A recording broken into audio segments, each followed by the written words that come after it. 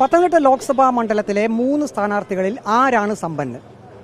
ആസ്തി കൊണ്ടും പണം കൊണ്ടും NDA സ്ഥാനാർത്ഥി അനിൽ ആന്റണിയാണ് ഒന്നാം സ്ഥാനത്ത്, രണ്ടാം സ്ഥാനത്ത് UDF സ്ഥാനാർത്ഥി ആന്റോ ആന്റണി, മൂന്നാം സ്ഥാനത്താണ് LDF സ്ഥാനാർത്ഥി തോമസ് ഐസക്. പക്ഷേ അദ്ദേഹം ഒരു കാര്യത്തിൽ സമ്പത്തിൽ മുന്നിലാണ്, അദ്ദേഹത്തിന്റെ കയ്യിലുള്ള പുസ്തക ശേഖരത്തിന്റെ കാര്യത്തിൽ.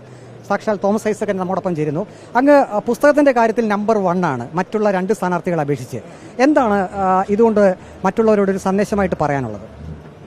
വായിക്കണം, പഠിക്കണം. പഠിച്ചാലേ നമുക്ക് പാർലമെന്റിലായാലും പുറത്തായാലും നന്നായിട്ട് ജനങ്ങൾക്ക് വേണ്ടി ഇടപെടാൻ പറ്റും. ആണ് സന്ദേശം. 9 ലക്ഷത്തിലധികം രൂപ മതിപ്പ് വിലയുള്ള പുസ്തകങ്ങൾ ഉണ്ടെന്നാണ് എനിക്ക് അറിയാൻ കഴിഞ്ഞത്. അത് എവിടെയാണ് സൂക്ഷിച്ചിരിക്കുന്നത്? എങ്ങനെയാണ്? അത് എൻ്റെ ലിവിംഗ് റൂമിലെ മുഴുവനും ഷെൽഫുകളാണ്. പിന്നെ ഒരു മുറി അങ്ങനെ തന്നെ പുസ്തകങ്ങൾക്കാണ്. അപ്പോൾ അത് സ്ലൈഡിങ് ഷെൽഫുകളാണ്. ഞാൻ വിസ്കോൺസിൻ ലൈബ്രറി പോയപ്പോൾ അവിടെ അങ്ങനെയാണ്. അപ്പോൾ ഷെൽഫുകളൊക്കെ തള്ളി ഒരു പെട്ടി പോലെയാക്കാം. അപ്പോൾ കുറഞ്ഞ സ്ഥലത്ത് ഒരുപാട് ബുക്കുകൾ വെക്കാം. ഒരു പെട്ടി നിറച്ചടക്കി വെക്കുന്ന പോലെ ഇരിക്കും. അപ്പം അങ്ങനത്തെ ഷെൽഫ് റെയിലിൽ പണിത്, റെയിലിൽ കൂടിയാണ് മുറിക്കുന്നത്. അപ്പോൾ ആ ഒരു മുറി മുഴുവനും പുസ്തകമാണ്. ഈ തെരഞ്ഞെടുപ്പ് പ്രചരണത്തിനിടയിൽ വായിക്കാനുള്ള സമയം ഉണ്ടോ, കിട്ടാറുണ്ടോ? വായിക്കും, രാത്രി നോക്കുമെന്ന്.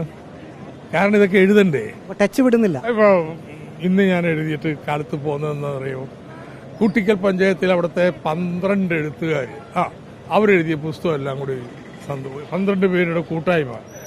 ഒന്നും മറിച്ചു നോക്കാതെ എഴുതാൻ പറ്റുമോ? അങ്ങനെ വായനയൊക്കെ നിർബന്ധമാണ്. അതായത് ജനപ്രതിനിധിക്ക് രാഷ്ട്രീയ കാര്യങ്ങളിൽ മാത്രമല്ല വൈദഗ്ധ്യം വേണ്ടത്, ഇതുപോലുള്ള അറിവും വേണം. പുസ്തകം വായന തീർച്ചയായിട്ടും വേണം. ഉറപ്പായിട്ട്.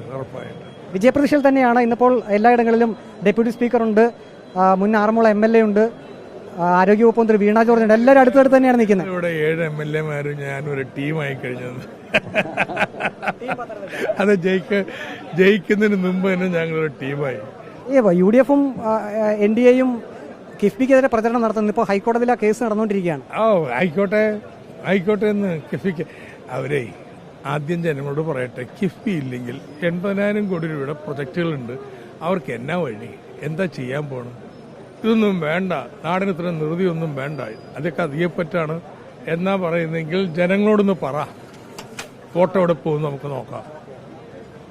തോമസ് ഐസകിന്റെ തെരഞ്ഞെടുപ്പ് പ്രചരണം തുടരുകയാണ്. പുസ്തക ശേഖരമാണ് അദ്ദേഹത്തിന്റെ ഏറ്റവും വലിയ പ്രത്യേകത. ജനപ്രതിനിധിക്ക് രാഷ്ട്രീയ കാര്യങ്ങളിലുള്ള വൈദഗ്ധ്യം മാത്രമല്ല, വായനാശീലം കൂടി വേണം എന്ന് തോമസ് ഐസക് പറയുന്നു. ഒപ്പം തന്നെ വിജയപ്രതീക്ഷ അദ്ദേഹം വെച്ച് പുലർത്തുന്നു. ഹൈക്കോടതിയിലുള്ള ED സംബന്ധമായിട്ടുള്ള കേസുകളിലൊന്നും അല്ലെങ്കിൽ ആ പ്രശ്നങ്ങളിലൊന്നും തന്നെ ദോഷകരമായി ബാധിക്കില്ല, അതൊന്നും തനിക്ക് പേടിയില്ല എന്നാണ് തോമസ് ഐസക് പറയുന്നത്. വീഡിയോ ജേർണലിസ്റ്റ് അജി കുടുംബനൊപ്പം reporter Praveen Purushothaman, in reporter, Pathanamthitta.